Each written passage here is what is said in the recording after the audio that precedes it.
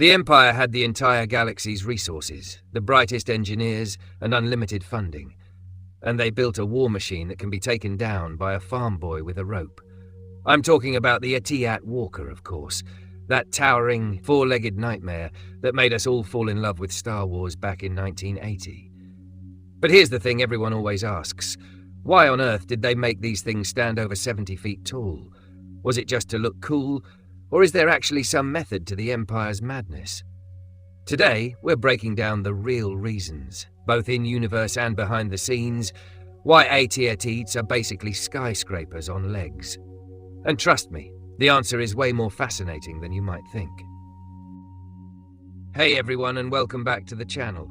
If you're a Star Wars fan like me, you've probably spent way too much time thinking about this stuff. The Battle of Hoth is arguably one of the greatest sci-fi battle sequences ever filmed. And those AT-ATs? They're the stars of the show. Standing at 22.5 meters, that's about 74 feet for us Americans, these mechanical monsters are taller than a 7-story building. But why? Well, buckle up, because we're going on a journey through Imperial engineering, real-world military history, and some seriously creative filmmaking. Let's get into it. Okay, so first, let's talk about why the Empire would actually design something this massive. And no, it's not just because they wanted to compensate for something. Here's something most people don't think about. AT-AT weapons are laser cannons, not traditional artillery. You know what that means? They can't arc their shots over hills like a tank can. They need direct line of sight to hit their targets.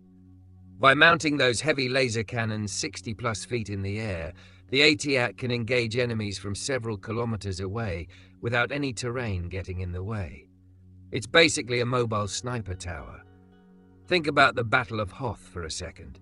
That frozen wasteland had trenches, ice ridges, and all kinds of terrain features. A low-slung tank would have been shooting at snowbanks half the time. But those AT-ATs, they could see and destroy everything. And let's talk about that name, All-Terrain Armored Transport. The Empire wasn't messing around with that designation. These walkers were designed to go places where wheels and treads just can't cut it.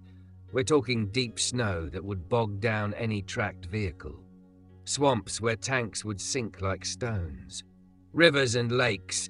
Yeah, AT-ATs are fully sealed and can literally walk underwater or even operate in the vacuum of space.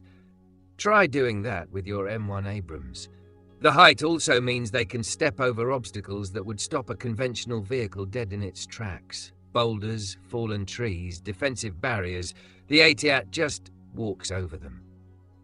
There's actually law that suggests earlier Imperial walkers had massive problems with mines, so making the AT-AT tall enough to keep its vulnerable belly away from ground-level explosives was a tactical choice.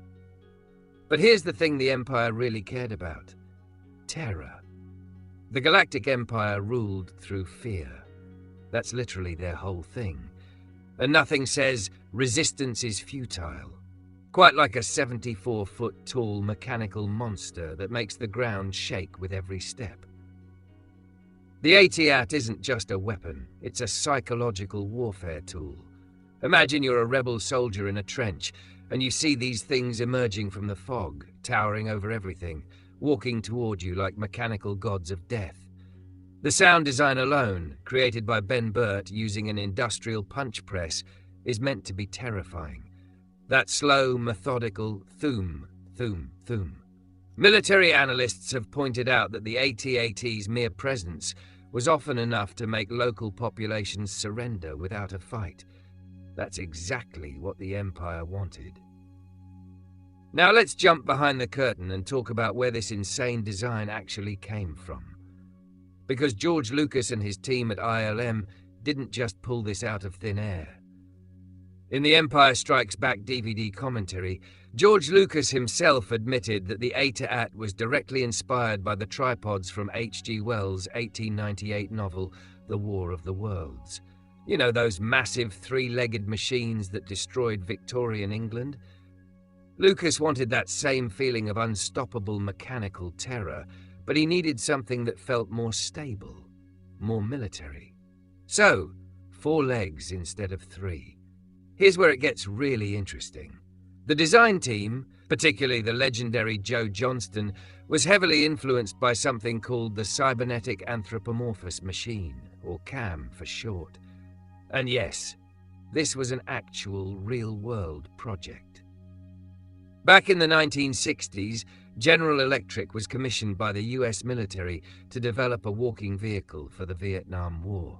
Created by engineer Ralph Mosher, this 12-foot-tall walking truck was designed to carry heavy loads across terrain where vehicles couldn't go.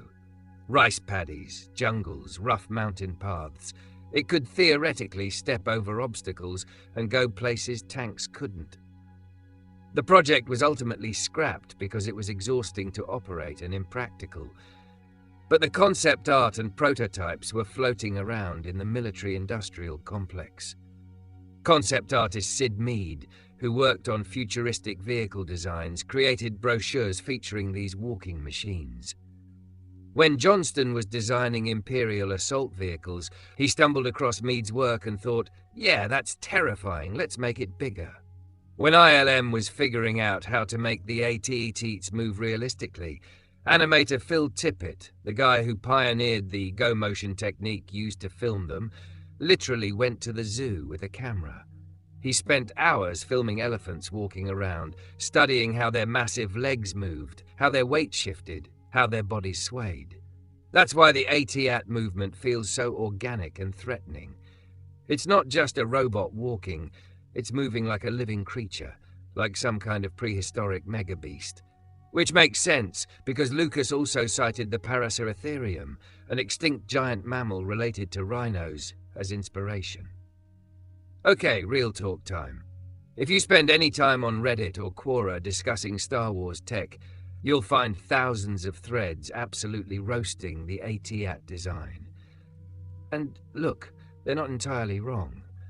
One military analyst, Dr. Malcolm Davis from the Australian Strategic Policy Institute, wrote an entire paper essentially saying the AT-AT is one of the worst armoured vehicle designs ever conceived.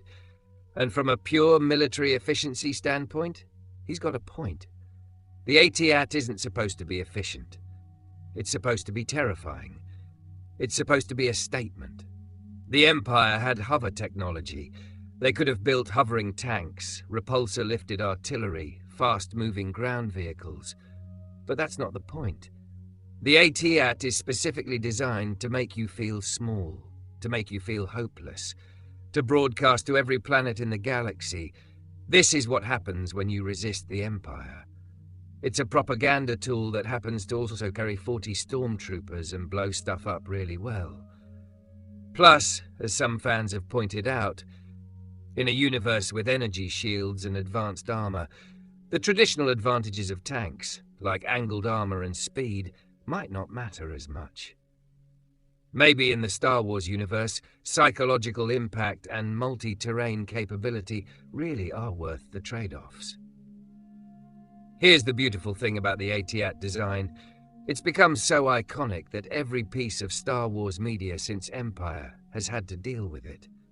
The First Order updated them in The Last Jedi, making them gorilla-shaped to prevent the tow cable trick. Video games from Battlefront to Fallen Order let us pilot them, fight them, or just watch them stomp across battlefields. There's even a full-sized AT-AT in the Rise of the Resistance ride at Disney's Galaxy's Edge, and let me tell you, seeing one of these things in person really drives home just how absurdly tall they are. The AT-AT worked because it looked like nothing we'd ever seen before, moved like a living creature, and felt genuinely threatening. Sure, it's got flaws, sure, it's impractical, but you know what? So was building 2 Death Stars that both had critical weaknesses. The Empire was never really about practical, they were about impressive. So there you have it. AT-ATs are tall because they needed clear sight lines for their weapons, because the Empire wanted to terrify the galaxy, because they needed to traverse impossible terrain, and because George Lucas thought giant walking tanks were the coolest thing ever. And honestly, he was right. The next time you watch The Empire Strikes Back and see those walkers emerging from the mist on Hoth, you'll know you're looking at a perfect storm of Vietnam War-era technology, H.G. Wells science fiction, elephant locomotion studies, and pure Imperial intimidation doctrine, all wrapped up in one of the most memorable movie vehicles ever created. What do you think? Is the AT-AT brilliantly designed or fatally flawed? Drop your thoughts in the comments below. And if you enjoyed this breakdown, make sure to hit that like button and subscribe for more Star Wars detailed analysis. May the Force be with you, and I'll see you in the next